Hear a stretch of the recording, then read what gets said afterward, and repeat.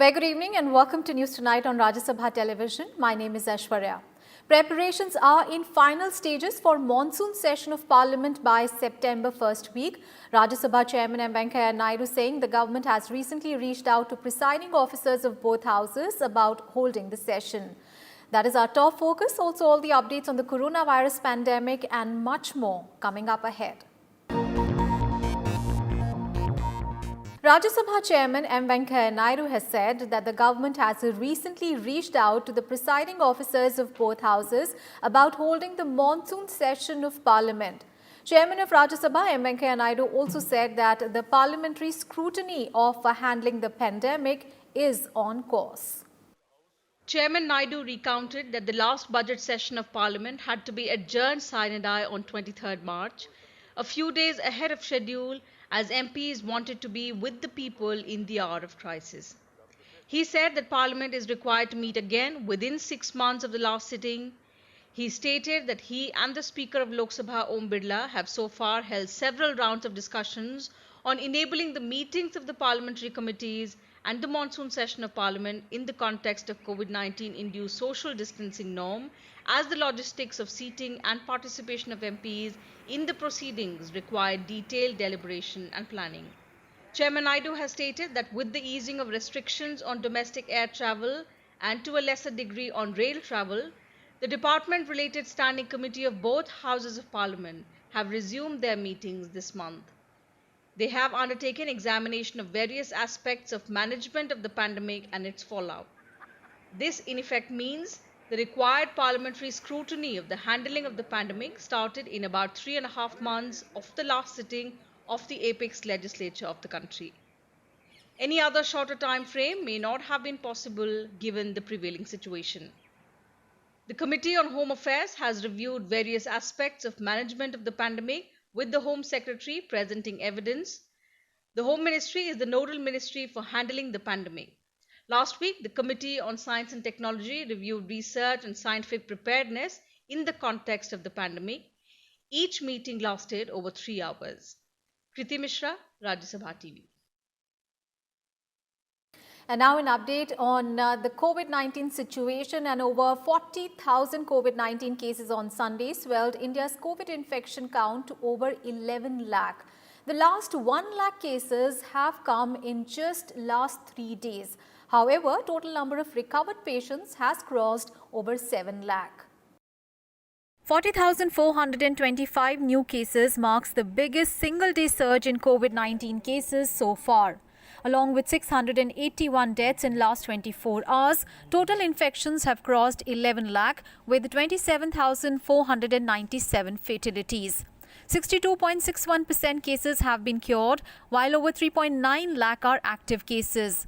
Over 1.4 crore samples have been tested so far, over 2.56 lakh on Sunday. Maharashtra, Tamil Nadu, Karnataka, Andhra Pradesh, West Bengal and Uttar Pradesh are states with the highest number of new cases. Maharashtra on Sunday had 9,518 cases, its highest single-day total, taking the total to 3,10,455. Mumbai has 1,038 new cases, while Pune has over 1,800 cases. Tamil Nadu had a new single-day high of 4,979 fresh COVID-19 cases. Its overall tally is now 1.7 lakh. While the situation is stable in Chennai, 3 neighbouring districts and Madurai are seeing a spike. Uttar Pradesh had 49,650 cases, with capital Lucknow witnessing a surge. Kanpur with 120 deaths has overtaken western Uttar Pradesh hotspots of Agra and Meerut that have over 90 deaths. Karnataka had 4,120 new COVID-19 cases on Sunday, its biggest single-day total. 2,156 were from Bengaluru urban alone. The state has 63,772 cases and 1,331 deaths. 91 were reported in the 24 hours. In Kerala, new cases crossed 12,000, with 821 people, including 13 health workers, testing positive. The lockdown in Thiruvananthapuram will now continue till 28th of July. In Bihar, infections are growing faster compared to all India figures. With 1,076 new COVID-19 cases, total cases are 27,455. A three-member central team is in Bihar to assess the situation. In Assam, a graded unlocking of Guwahati is underway 21 days after lockdown. The state has 1,018 fresh cases and an infection tally of 23,999. Tripura detected 223 new cases, taking its tally to 2,892. 101 were of BSF personnel. 5 people died. COVID-19 positive cases in Himachal Pradesh number 1,548, including 462 active cases, 1,060 recoveries and 9 deaths. The last 2 months have seen two trends: an increasing test positivity rate and a declining death rate. Test positivity rate is the ratio of positive cases to the number of tests conducted. Despite more testing, the positivity rate is rising steadily and is much above the 5% benchmark. At the beginning of May, it was 4.14%, meaning out of every 10,000 individuals tested, 414 were positive. In June, it became 7.38% and surged to 10.7% on 20th of July. The death rate is the ratio of people who died to those who tested positive. At present, it is progressively falling. Currently at 2.46%, it is one of the lowest in the world. Bureau Report, Rajya Sabha TV. And Prime Minister Narendra Modi held a telephonic conversations with the chief ministers of 7 states to discuss the COVID-19 and flood situation in their states. He spoke to chief ministers of Bihar, Assam, Andhra Pradesh, Telangana, Tamil Nadu, Himachal Pradesh and Uttarakhand and assured them of all possible assistance from the centre. The chief ministers apprised the Prime Minister of the measures being taken in their states to tackle the COVID-19 pandemic. Tamil Nadu Chief Minister E. Palaniswamy informed Prime Minister Modi about the preventive measures being taken amid the continued surge in new infections in the state, including observing complete lockdown on Sundays. Tamil Nadu is the second worst affected state in the country after Maharashtra. Assam, Bihar, Andhra Pradesh and Telangana have also seen an increase in cases.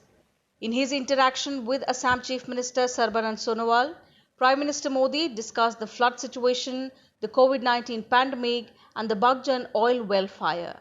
The Chief Minister informed the Prime Minister of the prevailing conditions and also the measures being taken by the state government. And the global novel coronavirus cases have surpassed 14.6 million, while the pandemic has claimed over 6 lakh lives so far. With over 3.8 million cases and 1,43,000 deaths, the United States remains the worst affected nation. Mexico reported nearly 300 deaths related to coronavirus in a single day, bringing the country's death toll to over 39,000. Its caseload is over 3,44,000. Brazil reported 23,529 new cases on Sunday, bringing the country's total to over 2.1 million infections. The country started resuming business in many areas despite the rising number of cases. Spain's Catalonia region reported a fresh coronavirus infection spike. Nearly 1,000 people were infected in the region on Sunday. Barcelona and the nearby towns have imposed new control measures, including closing all recreational venues, limiting the capacity of bars and restaurants to 50%, and banning gatherings of over 10 people. On Monday, France made face coverings mandatory in public to prevent a second wave of infections.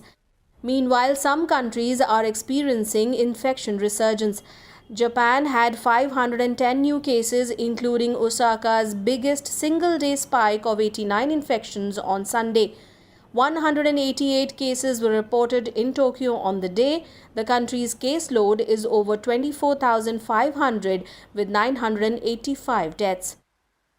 Australia's Victoria state reported 275 new coronavirus cases on Monday, while New South Wales had 8 new cases. Face masks are now mandatory in Victoria. Australia has recorded over 12,000 cases and 123 deaths. Hong Kong tightened coronavirus restrictions as new cases surge, and face masks have been made mandatory in indoor public places. Amusement parks and gyms will remain closed for a week, while restaurants will only provide takeaways after 6 pm. China on Monday reported 22 new coronavirus cases, of which 17 were linked to the recent outbreak in the Xinjiang region. India is on a fast-track mode to develop the COVID-19 vaccine, with at least 7 domestic pharma companies working on the job. Here is a detailed report. All India Institute of Medical Sciences, Delhi, on Monday initiated human clinical trials for their coronavirus vaccine, Covaxin. AIIMS Delhi is among 12 sites selected by the Indian Council of Medical Research, or ICMR, for Phase 1 and 2 human trials of Covaxin. In Phase 1, the vaccine will be tested on 375 volunteers aged 18 to 55 years. In Phase 2, it will be tested on 750 volunteers aged 12 to 65. Hyderabad-based Bharat Biotech is developing Covaxin in collaboration with ICMR and the National Institute of Virology, Pune. Drug Controller General of India had recently allowed Covaxin human clinical trials. AIIMS Patna and some sites have already started human trials. जब भी हम vaccine शुरू में try करते हैं सबसे ज़्यादा ज़रूरी है कि vaccine has to be safe. You can not have a vaccine which causes more harm than good. तो इसलिए first step is always to see safety.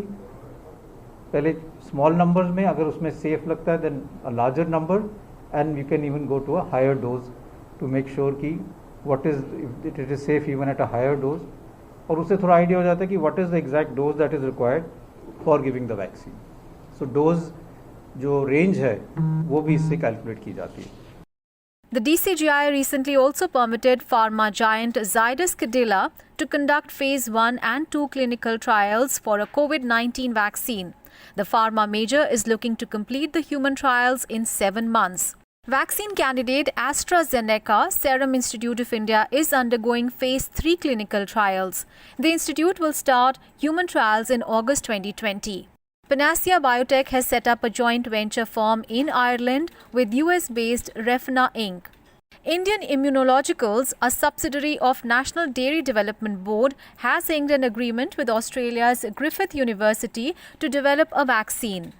Minvax company is working on a vaccine candidate that it hopes to develop in 18 months.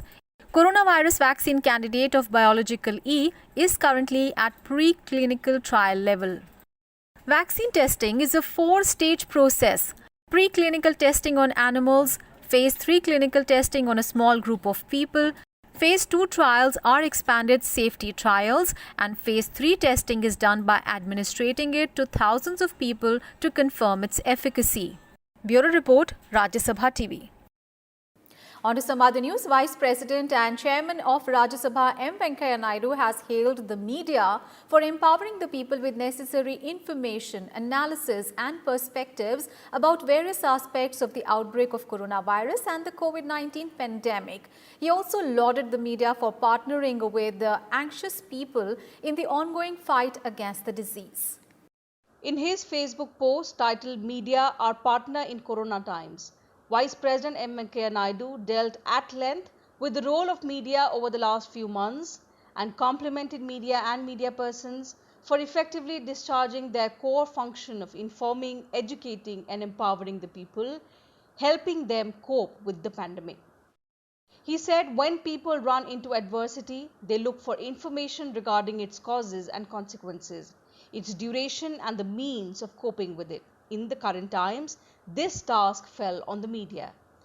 The Vice President noted that besides being a vehicle of much required empowerment of people for taking informed actions against the spread of the virus, media also played the role of a chronicler of the pandemic and as the bridge between the people and government for regular communication on preparedness. He further said that media also set the agenda for debates in parliamentary institutions with analytical insights into various aspects of the pandemic and its impact on different sections of the society. The Vice President commended the spirit of the media for pursuing the mission of informing the people despite running into tough times itself. He said with the economy contracting due to restrictions, advertisement revenues have dried up. Scale of operations had to be adjusted and a good number of media persons had to take a pay cut. But by and large, the media persisted with the mission of empowering the people when it is needed the most. He also referred to the peculiar problem faced by print media of hard copies not being distributed as they were presented as carriers of the virus. Regarding print media, Naidu noted, I follow more closely the print media. The amount of space provided for coronavirus and the unfolding pandemic outscored even wartime reporting. Innovating product spaces have been introduced and persisted with to cater to the information-hungry readers.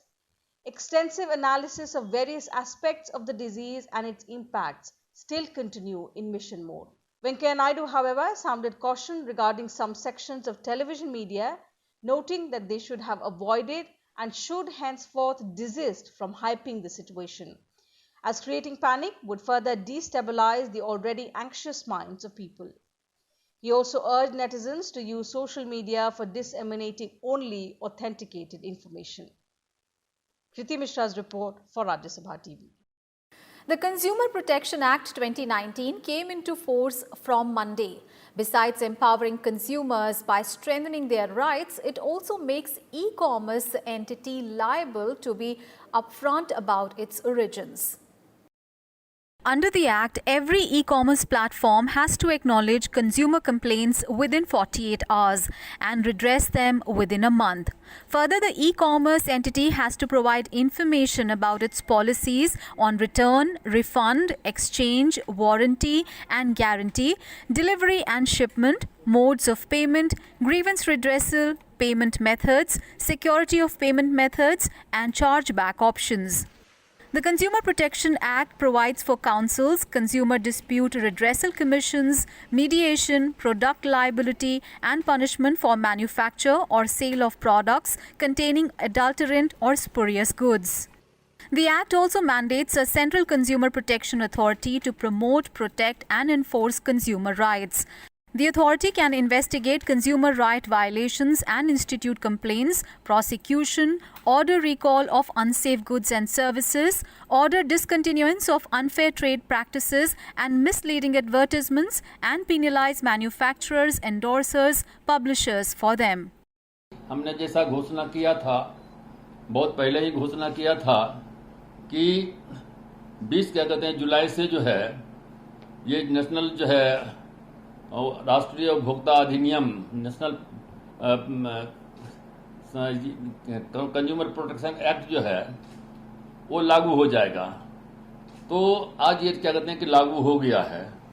The new act simplifies the consumer dispute adjudication process in consumer commissions by empowering state and district commissions to review their own orders and enabling a consumer to file complaints electronically and file complaints in consumer commissions. The new act also provides mediation as an alternate dispute resolution mechanism. Commerce rules में what we have visualized is कि क्या-क्या details e-commerce entity के होने चाहिए, sellers के होने चाहिए, consumer redressal के लिए क्या mandatory वहाँ पे contact details होंगे, ticket number वो time से देंगे, उन सब का sellers के साथ एक clear cut agreement होगा, so that the e-commerce entity also takes responsibility for the consumer's problem. The new act introduced the concept of product liability. It brings within its scope the manufacturer, service provider and seller for any compensation claim. The Act allows for a competent court to punish a manufacturer or seller of adulterant or spurious goods. The court may suspend the license for up to 2 years for the first conviction and in case of subsequent ones, cancel the license. This is Kriti Mishra's report for Rajya Sabha TV. And the Supreme Court has reserved its order on the time to be provided to telecom companies including Bharti Airtel, Vodafone, Idea and Tata Teleservices for staggered repayment of AGR dues. A 3-judge bench said there can be no going back on the DOT demand for AGR dues and said the calculation given by the Telecom Department is final. The court further said there is no scope for reassessment or recalculation of the dues while asking RCOM, Videocon and Aircel to submit all records within 7 days. Last October, the Apex Court directed 15 telcos, including those that have shut shop, to pay 1.47 trillion rupees in AGR dues in 3 months. The next hearing in the matter will be on 10th of August. A roadmap for cooperation between business companies of India and the United States will be discussed at the US-India Business Council's India Idea Summit that starts on 21st of July. Prime Minister Narendra Modi will address the two-day summit on the final day. The summit is also being seen as a brainstorming event for business leaders at the helm of the economy. Take a look. The Idea Summit of the USIBC coincides with the completion of 45 years in India. It comes at a time when India is seriously thinking of actively participating in the mainstream of the global supply chain. The summit will see India showcase its capacities to prospective US partners to end China's monopoly in specific business areas. Prime Minister Narendra Modi, External Affairs Minister Dr. S. Jaishankar, Finance Minister Nirmala Sitharaman, Road Transport and Highways Minister Nitin Gadkari, Commerce and Industry Minister Piyush Goyal will also address the business community. US speakers include its Secretary of State Mike Pompeo. The Prime Minister will focus on the US and India as key partners in a post-COVID world. I expect that the Prime Minister will share his thoughts, his vision for the importance of the US-India relationship, the importance of collaboration between American and Indian industry, and the opportunities that that can create for both countries as well as for the world. The Idea Summit will highlight issues related to cooperation in treatment, manufacturing, digital transformation, infrastructure, and other health issues in a post-COVID world. It will also dwell upon a post-COVID economic recovery. The exchange is also significant given that the USIBC has consistently opposed visa restrictions by US authorities against India. India and US have the responsibility to rectify the disruption created by COVID-19 in the world economy. And they also feel that there is a need to decentralize the supply chain in the world so that employment can go to the world, go to the people, and also multiple corporations can be created so that economy can be spread all over the world and not monopolization. Akhilesh Suman for Rajya Sabha Television in Delhi. And days after India hit out at Pakistan for not giving unimpeded consular access to Kulbhushan Jadhav, Islamabad offered consular access for the third time. Pakistan Foreign Minister Shah Mahmood Qureshi said to a TV channel that Islamabad was willing to provide a meeting with the Indian death row prisoner without the presence of a security guard. However, there is no official confirmation either from India or from Pakistan whether the decision has been conveyed to New Delhi. This came after two officials from the Indian High Commission in Islamabad who met Jadhav on Thursday termed the consular access as neither meaningful nor credible. The MEA said that Pakistani officials with an intimidating demeanor were present in close proximity of Jadhav and the consular officers despite the protest of the Indian side, adding that the conversation was also recorded. Also, Indian officials were prevented from obtaining Jadhav's written consent to arrange legal representation necessary for a review of his case. Jadhav, a retired Indian Navy officer, was sentenced to death by a Pakistani military court on charges of espionage and terrorism in April 2017. The Hague-based ICJ ruled in July last year that Pakistan must undertake an effective review and reconsideration of the conviction and sentence of Jadhav and also grant consular access to India without further delay. And now an update on the flood situation across different states of the country. Prime Minister Modi has assured all help and support to Assam to deal with the havoc wreaked by floods there. The Prime Minister assured Assam of all help during a telephonic conversation with the Chief Minister Sarbanand Sonowal. The death toll due to floods and landslides in the state has increased to 110. Floods have affected over 25 lakh people in 24 districts of Assam, destroying houses, crops, roads and bridges at several places. Over 50,000 people have taken shelter in 500 relief camps across 18 districts. Relief and rescue operations are underway. In Bihar, 10 people were killed in lightning strikes during a thunderstorm in 7 districts of the state, taking the death toll due to lightning strikes to 160 in the state. All major rivers in Bihar are flowing above the danger mark and have flooded around 30 blocks across 8 districts in the state. 2 relief camps have been set up in Supaul and Gopalganj, housing 1,063 people, while 21 community kitchens that feed nearly 11,000 people every day have been set up. Isolated, extremely heavy rainfall is very likely to occur over Assam and Meghalaya during the next 3 days and over Bihar during the next 24 hours. Authorities are on a high alert in case the flood situation deteriorates in the states as a result of the fresh rain. Fairly widespread rainfall is also likely to occur over Jammu and Kashmir, Ladakh, Himachal Pradesh, Uttarakhand, Punjab, Haryana, Chandigarh, Delhi and Uttar Pradesh during the next 3 days. News from West Bengal now. A day after widespread violence in parts of North Bengal following the alleged rape and murder of a teenage girl, the police found the body of the suspect named in the complaint by the girl's family. The boy, who lived in the same village and was reportedly a TMC worker, was found dead in a ditch Monday morning. The girl's death sparked protests in North Dinajpur on Sunday. A number of buses were set on fire and clashes were reported between locals and the police. On Monday, a BJP delegation visited Uttar Dinajpur but was stopped by the police. Meanwhile, the post-mortem report of the teenage girl revealed on Monday that she lost her life due to poisoning and there were no signs of any external injury. State Governor Jagdeep Dhankar met Union Home Minister Amit Shah on Monday to apprise him about the law and order situation in West Bengal. He also briefed Shah about the COVID-19 situation in the state. The proposed private passenger trains will run from March 2023. Stating this on Monday, the Railways Ministry informed that trains will be operated in phases on its network. Indian Railways will introduce 12 trains in 2022-23, 45 in 2023-24, 50 in 2025-26 and 44 more in the next fiscal. By financial year 2026-27, there will be 151 such trains.